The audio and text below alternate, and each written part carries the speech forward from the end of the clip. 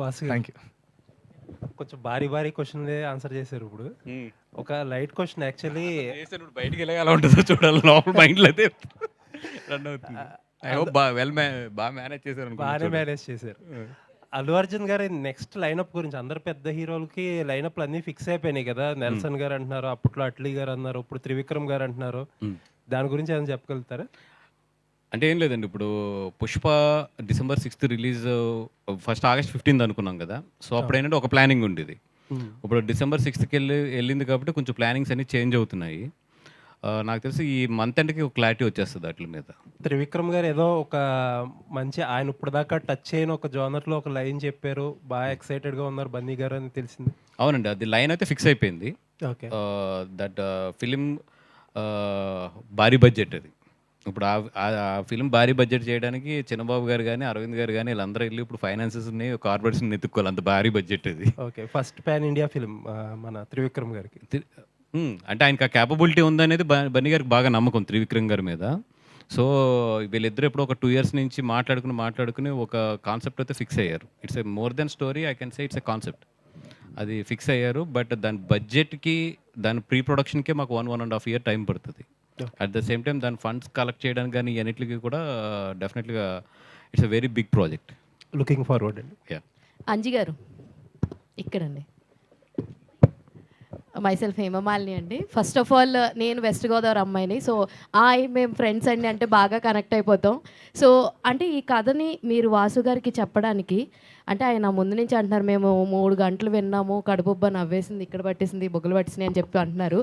So ఈ కథలో ఎలాంటి ఎలిమెంట్స్ని, అనేది ఒక ఎమోషన్ ఫర్ గోదావరి వాళ్ళకి. అంటే మనం బాధలో ఉన్నా, హ్యాపీలో ఉన్నా, సంతోషంగా ఏమున్నా కానీ ఆ సిచ్యువేషన్లో ఆ స్లాంగ్ అలవాటైన వాళ్ళకి అది చాలా ఈజీ. సో ఈ ఆయలో మీరు ఎన్ని ఎమోషన్స్ని చూపించాలనుకుంటున్నారు? అండ్ మీరు బన్నీవాసు గారికి అంత ఈజీగా ఆయన నవ్విచ్చేసే అంత, అంటే మీరు ఆన్ స్టేజ్ కూడా బాగా నవ్విచ్చేశారు. సో అప్పుడు ఆయన దగ్గరికి వెళ్ళి కథ చెప్పడానికి ఏం ప్రిపేర్ అయ్యారు? ఈ టెక్నిక్ చెప్పనా నేను. బన్నీవాస్ గారికి కథ చెప్తే గమ్మున ఒప్పుకోవడం అనేది ఇండస్ట్రీలో బాగా ఎక్కువ ఉంటుంది, లేదా ఆయన టైం తీసుకుంటాడు బాగా చెప్పడానికి. కానీ అందుకని కథ చెప్పకుండా ఫన్ చెప్పుకొచ్చాడు మొత్తం, నాకు ఇష్టం వద్దని చెప్పి. యాక్చువల్గా ఈ కథ కొన్ని నెరేషన్స్ అయిన తర్వాత కొంతమంది దగ్గరికి యాక్చువల్గా అదే చెప్తున్నప్పుడు ఎవరైనా నాకు ముందు ఎక్స్పీరియన్స్ ఏంటంటే, నెరేషన్ చెప్తున్నప్పుడు కొంతమంది మనం చాలా ఫన్ అయినా కానీ ఎమోషన్ మాకు చెప్తుంటే మధ్యలో ఏదో ఫోన్ వస్తుంది, ఇలా చూస్తుంటారు. ఇలా రకరకాల కొన్ని ఎక్స్పీరియన్స్ చూసాను. కానీ ఫస్ట్ టైము ఈ కథ చెప్తున్నప్పుడు సరే బన్నీవాస్ గారు లాంటి ఆయన పిలిచాడు, వెళ్ళి చెప్తున్నాం అన్నప్పుడు నాకు ఎక్కడ బాగా నచ్చిందంటే ఈయన ఇంత మంచి పొజిషన్లో ఉండడం కారణం ఏంటంటే, ఫస్ట్ అన్నీ అడిగాడు అంత మామూలుగా అది ఇది అడిగిన తర్వాత చెప్పినప్పుడు ఒక్క నిమిషం అని చెప్పి ఫోన్ సైలెంట్లో పెట్టి ఇట్లా కూడా పెట్టకుండా ఇట్లా పెట్టాడు. అప్పుడే ఫిక్స్ అయ్యా ఈ సినిమా నాకు ఓకే అవుతుందని. అంటే ఇంత జెన్యున్గా ఇంత ఇదిగా వినటం మాత్రం నా ఎక్స్పీరియన్స్లో ఫస్ట్ టైం. ఈయన చెప్పిన తర్వాత ఏదో ఒక చిన్న ట్యాగ్ లైన్ ఉంటుంది, అక్కడ చిన్న కిసిక్ నవ్వాడు, ఓహో దీనికి ఎంత కనెక్ట్ అయితే మన సినిమా వర్కౌట్ అవుతుంది అని చెప్పి వరుసగా ఆయన వీక్నెస్ అర్థమైపోయింది మీకు. అది అర్థమైంది. అక్కడి నుంచి ఎంటర్టైన్మెంట్ ఉన్నదే ఎంటర్టైన్మెంట్ అండి. సినిమాలో ఉన్నది 220 ఎంతో ఉంటుంది లెంత్, అయినా 2 hours హ్యాపీగా నవ్వుకుంటారు, 20 minutes చాలా ఎమోషనల్గా వెళ్తుంది. ఇందులో ఏంటంటే చెప్పింది మీకు ఒక ఫ్రెండ్షిప్ని ఇంకో కొత్త యాంగిల్లో చెప్పాం.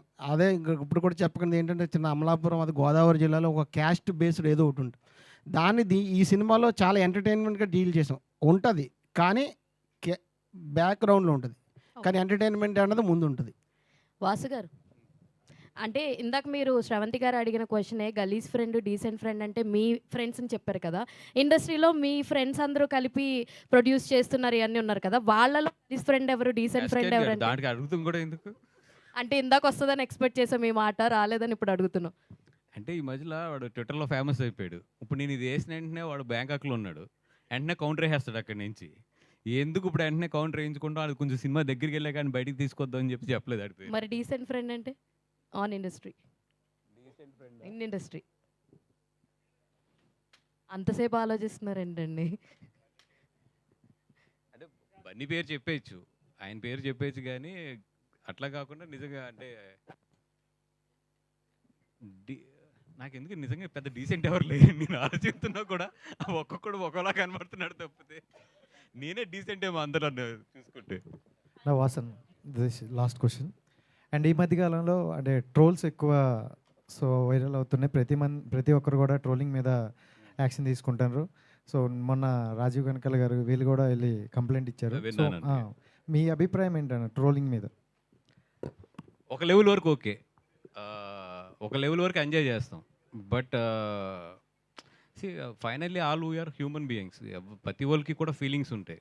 అది శృతి మించుతున్నప్పుడు మాత్రం డెఫినెట్గా ఇప్పటికే వీళ్ళందరూ లేట్ అయ్యారు ఇది రియాక్షన్ అనేది. ఇదే కనుక కొంచెం ఎర్లీగా వచ్చుంటే ఇంతవరకు వచ్చేది కదా situation. Not only film industry, even political కూడా నేను చూస్తాను కదా. నేను ఏదో జనసేన నుంచి చెప్పట్లేదు, అన్ని పార్టీల నుంచి కూడా కొన్ని ట్రోలింగ్స్ చూస్తున్నప్పుడు, అవతల పార్టీ వాళ్ళని ట్రోలింగ్స్ కూడా చూస్తున్నప్పుడు మాకే బాధేస్తుంది.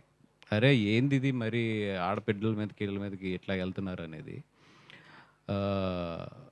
ట్రోలింగ్ నిజంగా ఏంటంటే నవ్వుకోవడానికి హెల్తీగా ఉన్నంత కాలం వెరీ గుడ్.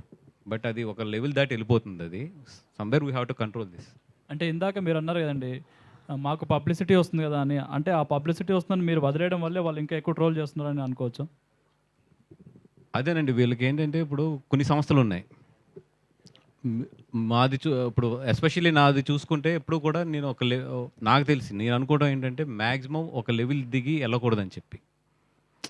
బెల్ట్ ఒక లైన్ వరకు పర్వాలేదు, దిగి వెళ్ళకూడదు అనేది నా మోరల్గానే నేను ఒప్పుకోను జనరల్గా పబ్లిసిటీ విషయాల్లో వీటిలో నేను కూడా. ఇందాక అందుకే ఆవిడ నన్ను ఎంత పుష్ చేసినా కూడా నేను చాలా క్లారిటీగా చెప్పాను, ఇంకో సినిమా గురించి నాకు కంఫర్ట్ ఉండదండి మాట్లాడతాం అనేది. మీరు అడిగిన దాంట్లో ఏంటంటే పబ్లిసిటీ విషయంలో కొంతమంది సినిమాలు ఏంటంటే ఇది నెగిటివ్ అయినా పాజిటివ్ అయినా కూడా పబ్లిసిటీ వస్తుందని చెప్పేసి వదిలేశారు. ఇప్పుడు పాయిజన్ అనేది ఎంటర్ అయిన తర్వాత బాడీ అంతా పాడు చేస్తుంది. ఇప్పుడు పాడు చేసేసింది బాడీ అంతా. అట్లీస్ట్ ఇప్పుడన్నా వీళ్ళు అది లెగిసి రియలైజ్ అయ్యి అది కరెక్ట్ చేసుకుంటే బాగుంటుంది. లేదంటే అది చివరికి ఏమవుతుందంటే ఇప్పుడు సెలబ్రిటీస్ దగ్గర ఉంది ట్రోలింగ్ అనేది. రేపు పొద్దున్న స్ట్రీట్స్లోకి మిడిల్ క్లాస్ ఇళ్ళలోకి వెళ్ళిపోయినప్పుడు చాలా ప్రాబ్లం వస్తుంది అది. Thank you to all the media. Thank you so much. Soon teaser లాంచ్లో, ట్రైలర్ లాంచ్లో మళ్ళీ కలుద్దాం. Thank you so much.